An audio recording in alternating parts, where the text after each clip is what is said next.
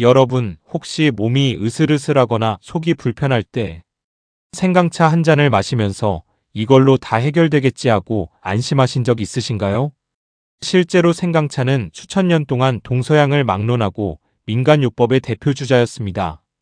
감기 예방, 소화 개선, 항염증, 면역력 강화까지 생강 하나로 다 된다는 이야기가 넘쳐나죠.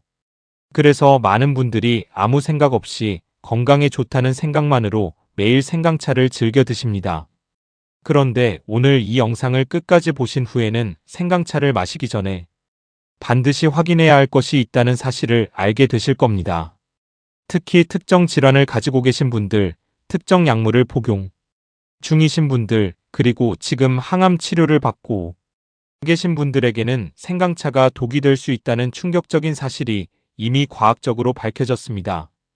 좋은 것도 잘못 먹으면 독이 된다는 말이 생강차에도 그대로 적용됩니다. 오늘 이 정보는 여러분 본인뿐 아니라 가족과 주변 분들의 건강을 지키는데 반드시 필요한 내용이니 끝까지 집중해서 봐주세요. 먼저 생강이 왜 이렇게 오랫동안 사랑받아온 식품인지부터 짚고 넘어가겠습니다. 생강이 단순한 조미료가 아닌 이유를 정확히 알아야 왜 어떤 사람에게는 해가 될 수 있는지도 이해가 되기 때문입니다. 생강의 핵심 성분은 진저롤과 쇼가올입니다. 생강에서 나는 특유의 매운 향과 맛의 정체가 바로 이것입니다. 진저롤은 신선한 생강에 많이 들어있고 생강을 말리거나 가열하면 진저롤이 쇼가올로 변환됩니다. 흥미롭게도 쇼가올은 진저롤보다 항염증 효과가 더욱 강력하다는 연구 결과가 있어서 말린 생강이나 가열한 생강차가 오히려 항염 효과 면에서 더 강하게 작용하는 경우도 있습니다. 이 두 성분은 우리 몸에서 염증을 일으키는 신호물질의 활성을 억제하고 강력한 항산화 작용으로 세포 손상을 막아줍니다. 실제로 전 세계 수십만 명을 대상으로 한 대규모 임상 연구에서 생강 추출물이 근육통, 관절염, 위장 불편감, 메스꺼움 완화에 유의미한 효과를 보인다는 것이 반복적으로 확인되었습니다. 또한 생강에는 디아스타제, 프로테아제, 리파아제 같은 소화효소가 들어있어 위장 운동을 촉진하고 가스와 팽만감을 줄이는 데 효과적입니다. 면역세포의 활성화를 돕는 다양한 생리활성 물질도 들어있어서 감기나 독감 시즌에 생강차 한 잔이 효과적이라는 것도 과학적으로 근거가 있는 이야기입니다. 이처럼 생강은 정말 놀라운 식품입니다. 하지만 문제는 바로 이 강력한 성분들이 특정 상황에서는 오히려 심각한 부작용을 만들어낸다는 것입니다. 자, 이제 본론으로 들어가겠습니다. 생강차를 마실 때 특별히 주의해야 하는 상황들을 하나씩 정확하게 짚어드리겠습니다. 첫 번째이자 가장 중요한 주의 대상은 항암 치료를 받고 계신 암 환자분들입니다. 많은 분들이 암 환자에게 생강이 좋다는 이야기를 들어보셨을 겁니다. 실제로 일부 연구에서 생강 추출물이 특정 암세포의 성장을 억제한다는 결과가 발표되기도 했습니다. 그러나 이 부분에서 반드시 알아야 할 결정적인 반전이 있습니다. 바로 항암화학요법 약물, 즉 항암제와 생강 사이의 복잡한 상호작용입니다. 생강의 진저롤과 쇼가올 성분은 혈액의 응고를 방해하는 혈액 희석 효과를 가지고 있습니다. 항암 치료를 받는 환자들은 이미 면역력이 저하되어 있고 혈소판 수치가 낮아져 있는 경우가 많습니다. 이 상태에서 생강을 과도하게 섭취하면 혈액이 더욱 묽어져서 출혈 위험이 높아질 수 있습니다. 항암제 중 일부는 이미 출혈 경향을 증가시키는 부작용이 있는데 생강의 혈액 희석 작용이 겹쳐지면 가벼운 부딪힘에도 멍이 크게 들거나 작은 상처가 쉽게 멈추지 않는 상황이 발생할 수 있습니다. 또한 생강은 간에서 약물을 대사하는 효소계에 영향을 줄 수 있습니다. 항암제는 매우 정밀하게 계산된 용량과 흡수 속도로 체내에서 작용하도록 설계되어 있습니다. 그런데 생강 성분이 2대4 속도에 영향을 미치면 항암제의 혈중 농도가 예상치 못하게 올라가거나 내려가면서 치료 효과가 달라질 수 있습니다. 5개국 공동 연구팀이 항암 치료 중 생강 보충제를 복용한 환자들을 추적 관찰한 결과 일부 항암제의 체내 흡수 및 대사 패턴의 변화가 관찰되었다는 보고가 있습니다. 이는 항암 치료의 효과 자체를 흔들 수 있는 심각한 문제입니다. 그렇다면 항암 치료 중 생강은 무조건 금지일까요? 여기서 중요한 것은 용량과 형태입니다. 음식에 소량 들어가는 생강, 예를 들어 요리에 향으로 넣는 정도의 생강은 대부분의 경우 큰 문제가 없습니다. 그러나 진한 생강차나 생강 보충제, 생강 액기스 형태로 고농도로 섭취하는 것은 항암 치료 중에는 반드시 담당 의료진과 상담 후 결정하셔야 합니다. 이 부분을 절대 혼자 판단하지 마세요. 항암 치료 과정에서 어떤 식품 보충제든 드시기 전에 반드시 담당 의사에게 먼저 말씀드리는 습관이 치료의 성패를 좌우할 수 있습니다. 두 번째 주의 대상은 간 질환이 있으신 분들입니다. 생강은 일반적으로 간 보호 효과가 있다는 연구 결과도 있습니다. 동물 실험에서는 생강 추출물이 간세포를 독성 물질로부터 보호하는 효과를 보이기도 했습니다. 그러나 이 결과를 모든 간 질환자에게 그대로 적용하는 것은 매우 위험한 오해입니다. 생강의 쇼가올과 진저롤 성분은 강력한 생리활성 물질로 간에서 대사될 때 특정 효소 경로를 활성화합니다. 간 기능이 정상인 사람에게는 이 과정이 문제없이 진행됩니다. 그러나 간염, 간경변, 지방간, 간암 등으로 간 기능이 저하된 분들은 이 대사 과정 자체가 간에 추가적인 부담을 줄 수 있습니다. 간 기능이 약해진 상태에서 고농도의 생리활성 물질을 처리하는 것은 이미 과부하가 걸린 간에 더 많은 짐을 얻는 것과 같습니다. 특히 주의가 필요한 것은 시중에 판매되는 고농축 생강 액기스나 생강 보충제입니다. 일반 생강차와 달리 이러한 고농축 제품들은 생강 성분이 일반 음식으로 드실 때보다 수십 배 이상 농축되어 있습니다. 간 기능이 저하된 분들에게 이 정도 농도의 생리활성 물질은 오히려 간세포에 자극을 주는 독성 효과를 낼 수 있다는 점이 우려됩니다. 간 질환이 있으신 분들은 생강을 요리에 소량 사용하는 것은 대부분 문제가 없지만 생강차를 하루 여러 잔씩 마시거나 고농축 생강 제품을 복용하는 것은 반드시 전문의와 먼저 상의하셔야 합니다. 혈액 검사에서 간 수치가 높게 나왔거나 간염 바이러스를 보유하고 계신 분들도 이 주의 사항에 포함됩니다. 세 번째 주의 대상은 항응고제나 혈액 희석제를 복용 중이신 분들입니다. 이 부분은 정말 심각하게 주의하셔야 합니다. 호아파린, 아스피린, 이부프로펜, 헤파린 계열 약물처럼 혈액을 묽게 하거나 혈전을 예방하는 목적으로 약을 드시는 분들이 있습니다. 심방세동, 심장 판막 질환, 심부정맥 혈전증, 뇌졸중 예방 등의 이유로 이런 약을 드시는 분들이 생각보다 많습니다. 앞서 말씀드린 것처럼 생강의 진저롤 성분은 혈소판의 응집을 억제하는 작용을 합니다. 이는 혈전 예방 측면에서는 긍정적으로 들릴 수 있지만 이미 항응고제를 복용 중인 분들에게는 그 약물 효과를 예측하기 어렵게 만들어버립니다. 생강의 혈액 희석 작용이 약물의 항응고 효과 위에 더해지면서 출혈 위험이 기하급수적으로 높아질 수 있습니다. 세계적인 약물 정보 데이터베이스에서도 생강과 항응고제의 상호작용에 대해 출혈 위험 증가를 경고하고 있습니다.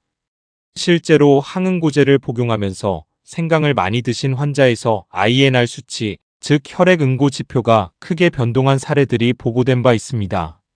특히 무릎이 아프거나 관절이 안 좋아서 이부프로펜 계열의 소염 진통제를 드시는 분들은 여기에 생강차까지 더해지면 위장, 점막 자극과 출혈 경향이 동시에 높아질 수 있습니다. 식사 때 소량의 생강을 요리에 쓰는 정도는 크게 문제가 없지만 진한 생강차나 생강 보충제는 담당 의사와 상의 없이 드시지 않는 것이 훨씬 안전합니다.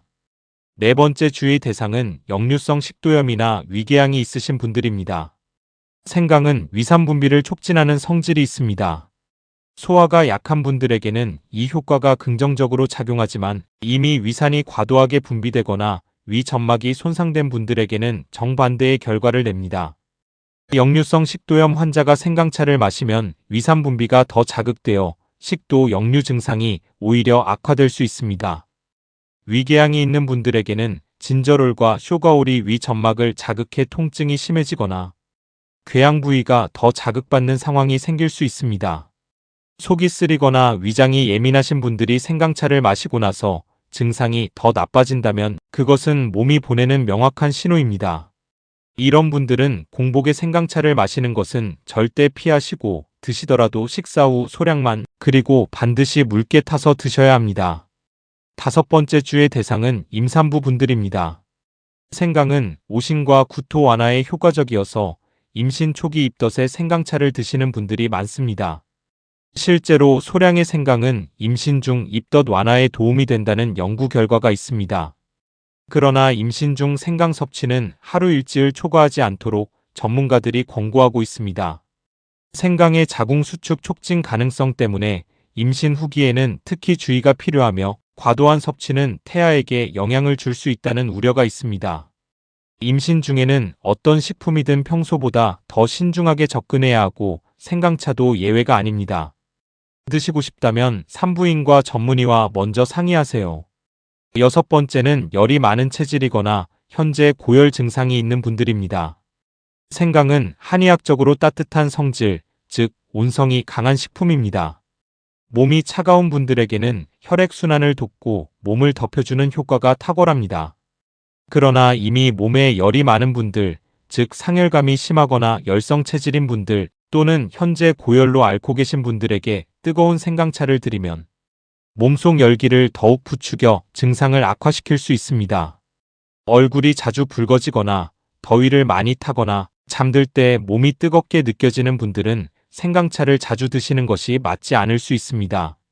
한의학에서 수천 년간 쌓아온 임상 경험이 이 사실을 이미 경고해왔고 현대의학도 생강의 발열 유발 가능성을 인정하고 있습니다.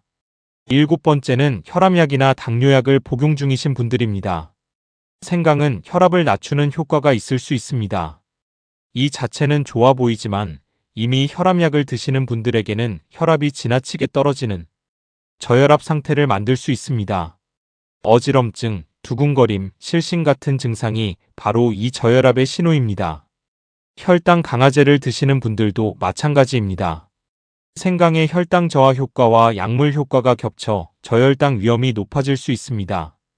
특히 당뇨 환자분들이 식사를 거르거나 적게 드신 상태에서 생강차까지 드시면 혈당이 급격히 떨어져 위험한 상황이 될 수 있습니다. 이제 주의가 필요한 분들을 전부 알아봤으니 반대로 생강차를 건강하게 즐기실 수 있는 분들을 위해 올바른 섭취 방법도 알려드리겠습니다. 위에 언급한 어떤 상황에도 해당되지 않는 건강한 성인이라면 생강차는 하루 한 잔에서 2잔이 적정량입니다. 일반적으로 전문가들이 권장하는 하루 생강 섭취량은 신선한 생강 기준으로 최대 4직, 즉 약 0.5cm에서 1cm 두께로 썬 생강 2조각에서 3조각 정도입니다. 이 이상을 초과하면 건강한 성인에게도 폭통, 설사, 속쓰림 심한 경우 어지럼증이나 심계항진이 나타날 수 있습니다. 많이 먹으면 더 좋을 것 같다는 생각은 생강에는 적용되지 않습니다. 생강차를 가장 효과적으로 즐기는 방법을 3가지 레시피로 알려드리겠습니다. 첫 번째는 기본 생강 꿀차입니다. 신선한 생강 2조각, 약 2지에서 3지 정도를 얇게 슬라이스해서 물 300ml에 넣고 약한 불로 10분 정도 끓여주세요. 불을 끄고 온도가 약간 내려가면 꿀 반 티스푼을 넣어 드세요. 꿀은 생강의 강한 자극을 부드럽게 완충해주고 목점막을 보호해줍니다. 이 기본 레시피는 감기 기운이 있거나 소화가 안 될 때 또는 추운 날씨에 몸을 따뜻하게 하고 싶을 때 가장 적합합니다. 두 번째는 항염증 강화 생강 레몬차입니다. 기본 생강차에 레몬 슬라이스 1조각과 계피 스틱 1개를 추가해서 함께 끓여보세요. 레몬의 비타민C가 생강의 항산화 성분 흡수를 높여주고 계피는 혈당 조절과 항염 효과를 더해주어 시너지가 발생합니다. 단, 이 레시피에 들어가는 계피도 혈당약이나 항응고제를 드시는 분들에게는 주의가 필요하니 참고하세요. 세 번째는 말린 생강 루이보스 블렌드입니다. 말린 생강 가루 반 티스푼을 루이보스 티백과 함께 뜨거운 물에 5분간 우려주세요. 루이보스 티는 카페인이 없고 항산화 성분이 풍부해서 저녁에 드셔도 수면에 방해가 되지 않습니다. 말린 생강에는 쇼가올 성분이 더 많이 들어있어서 항염 효과가 강화됩니다. 단 말린 생강은 생생강보다 성분이 농축되어 있으므로 사용량을 반드시 줄여서 드셔야 합니다. 이제 생강차를 드실 때 실용적으로 기억하면 좋을 원칙들을 정리해 드리겠습니다. 공복에는 드시지 않는 것이 좋습니다.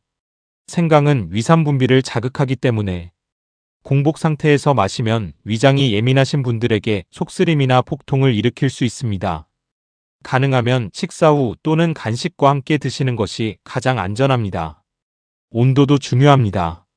너무 뜨거운 생강차는 식도 점막에 지속적인 자극을 줄 수 있습니다. 전 세계 의학계의 연구에서 지속적으로 뜨거운 음료를 마시는 것이 식도암 위험과 연관성이 있다는 보고가 있습니다.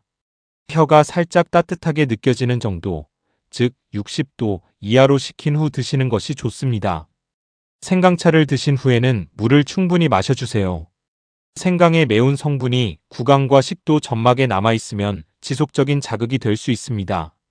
생강차 한 잔 후에 물 한 컵을 마시는 습관이 점막 보호에 도움이 됩니다. 새로운 증상이 생기면 즉시 중단하세요. 생강차를 마시기 시작한 후 속이 더 불편해지거나 두근거림이 생기거나 어지러움이 오거나 대변에 혈액이 섞이는 것 같다면 즉시 중단하고 의료기관을 방문하세요. 몸이 맞지 않는다는 신호를 절대 무시하면 안 됩니다. 오늘 이야기한 내용을 정리해 드리겠습니다. 생강은 분명 놀라운 효능을 가진 식품입니다. 하지만 항암 치료 중인 분, 간 질환이 있는 분, 항응고제나 혈압약, 당뇨약을 복용 중인 분, 역류성 식도염이나 위궤양이 있는 분, 임산부, 그리고 열이 많은 체질의 분들은 생강차를 마시기 전에 반드시 담당 의사와 상의해야 합니다. 아무리 좋은 것도 내 몸 상태와 복용 중인 약물을 고려하지 않으면 독이 됩니다. 여러분의 건강은 정보에서 시작됩니다. 오늘 이 영상이 여러분과 가족들의 건강 습관을 더욱 안전하게 만드는데 작은 도움이 되었으면 합니다. 혹시 주변에 아무 생각 없이 매일 생강차를 드시는 어르신이나 암투병 중인 가족이 계신다면 오늘 이 영상을 꼭 공유해 주세요. 그 한 번의 공유가 소중한 분의 건강을 지키는데 결정적인 역할을 할 수 있습니다. 영상이 도움이 되셨다면 좋아요 버튼을 눌러주시고 구독과 알림 설정까지 해주시면 이처럼 과학적으로 검증된 정확한 건강 정보를 매주 가장 먼저 만나보실 수 있습니다. 여러분의 건강하고 현명한 선택을 항상 응원합니다. 다음 영상에서 더 유익한 정보로 찾아뵙겠습니다. 오늘도 건강하세요.